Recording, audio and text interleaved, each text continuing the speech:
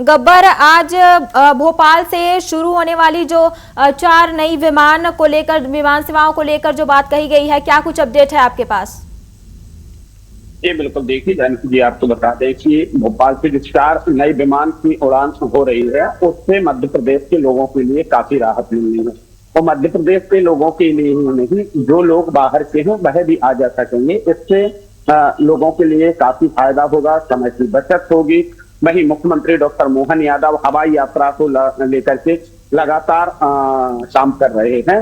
और इसी के साथ में आज मुख्यमंत्री डॉक्टर मोहन यादव जबलपुर जाएंगे, लेकिन जबलपुर से जाने से पहले उन्होंने संसद भवन में, किसी सीएम हाउस में ही बना हुआ है संसद भवन, उस संसद भवन में इंटेलिजेंस आईजी और जनसंपर्क आयुक्त से मध्य प्रदेश की गतिविधियों को लेकर के जानकारी दी। लगातार हो रही बारिश को लेकर के भी उन्होंने जानकारी ली। उसके बाद में वह जबलपुर के लिए रवाना होंगे। जबलपुर में जो आयोजन है, कांवड़ यात्रा का भी आयोजन, उस आयोजन में शामिल होंगे। उसके बाद में शाम को भी राजधानी भोपाल में कार्यक्रम है तो सभा ठाकरे में, उसमें शामिल होंगे। वहीं दूसरी तरफ मौसम को लेकर के कहें कि मौसम लगातार अपडेट हो रही है और करीबन कल सारे दिन और रात भर और अभी भी बारिश हो रही है। मध्य प्रदेश के करीब 17 जिलों के लिए मौसम विभाग ने अलर्ट किया है। मौसम विभाग ने कहा है कि इन 17 जिलों में भारी से भारी बारिश होने की संभावना है।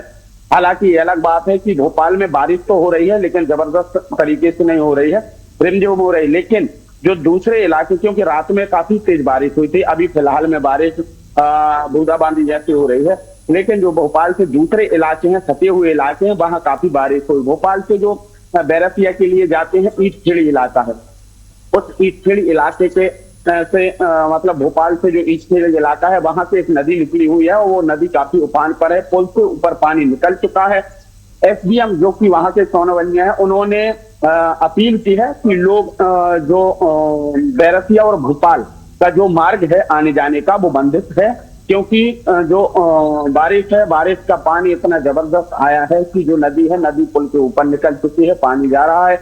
ऐसे में कोई व्यक्ति भोपाल से बैरसिया या बैरसिया से भोपाल की तरफ ना आए।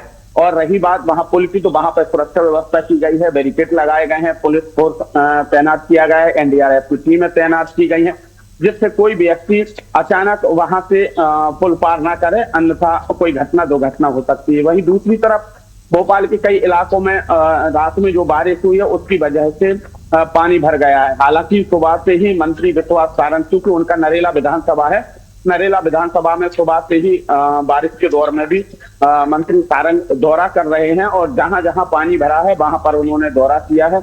और जो सफाई कर्मचारी हैं, उनके लिए पानी जल्दी से जल्दी निकालने के लिए आदेश दिए हैं। लेकिन इसके साथ में जो पानी भरा है, उसको देख करके विश्वास सारंग का गुस्सा तेज हो गया और उन्होंने सफाई कर्मचारी समेत जो अधिकारी हैं वहां के, उनके लिए काफी फटकार लगाई है। हालांकि आपको बता दें, क्योंकि इसके पहले जब बारिश शुरू होती है, तो बारिश शुरू होने से पहले ही मंत्री विश्वास सारंग हर वर्ष सफाई अभियान चलवाते हैं अपने इलाके में, जो उनका विधानसभा नरेला विधानसभा है।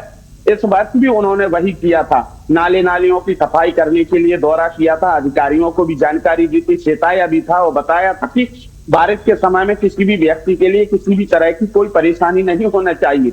लेकिन अधिकारियों की कहें या फिर वहां के जो सफाई कर्मचारी हैं, उनकी लापरवाही कहें कि जो लोग रह रहे हैं, बारिश के कारण कई लोगों के लिए नरेला विधानसभा में परेशानी हुई है और लोगों के घरों में या कहें कि सड़कों पर पानी भर गया, क्योंकि जो बड़े बड़ी नालियां हैं वो नाली चौक हैं और इसके कारण सड़कों पर पानी भरा, तो लोगों को परेशानी हुई। हालांकि मंत्री विश्वास सारंग ने सुबह से ही दौरा किया और वहां से जायजा भी लिया, लेकिन अधिकारियों को फटकार लगाई है कि उसी यहाँ पर अधिकारियों की जो उदासीनता है या कहें लापरवाही, उस लापरवाही का ही नतीजा है कि लोगों को परेशानी का सामना करना पड़ रहा है।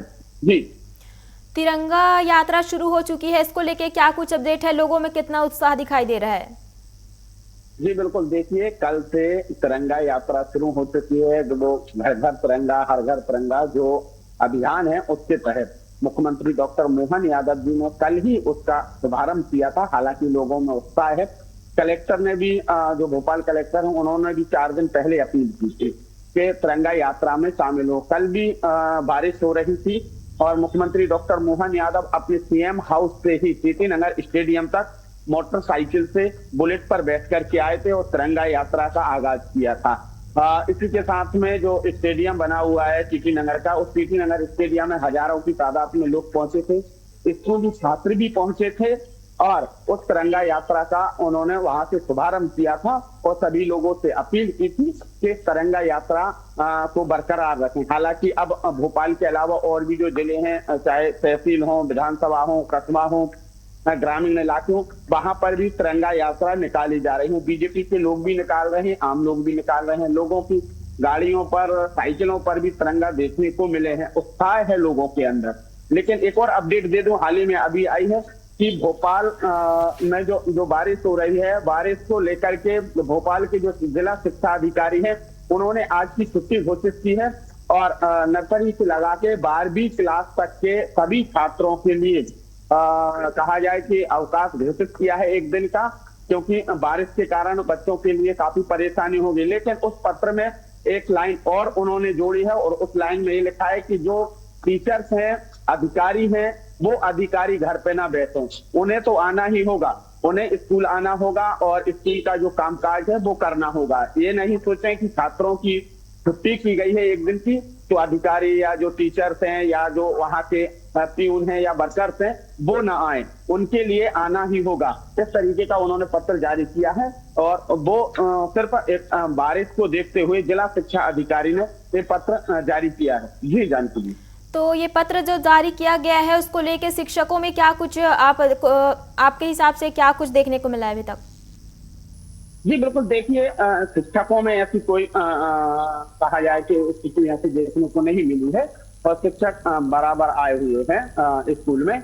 लेकिन जो बच्चे हैं, बच्चे नहीं आए हैं। स्कूलें, सरकारी स्कूल विशेष तौर से खुली हुई हैं और रही बात निजी स्कूलों की, तो निजी स्कूल के तो आप समझते ही हैं कि शिक्षकों को आना ही पड़ेगा, क्योंकि उनके जो मालिक हैं वो नहीं चाहेंगे कि शिक्षक ना आए। रही बात सरकारी स्कूल की, सरकारी स्कूल में ऐसा विशेष देखने को मिलता है कि जब छात्रों की छुट्टी होती है तो कई शिक्षक लहतलाली कर देते हैं, नहीं आते हैं। और इसी को देखते हुए उस पत्र में ये लाइन जोड़ी गई है ताकि शिक्षक ये ना सोचें कि उनकी भी छुट्टी है, उनका भी अवकाश है और जिला शिक्षा अधिकारी से उन्हें भी एक दिन की रियायत मिली है या राहत मिली है। तो ऐसा नहीं है, शिक्षकों को आना होगा, स्कूल खुली है, लेकिन बच्चे नहीं आए हैं और जो उनके कामकाज है वो कामकाज शिक्षकों को आज करना है। तमाम जानकारियों के लिए गब्बर आपका बहुत बहुत धन्यवाद।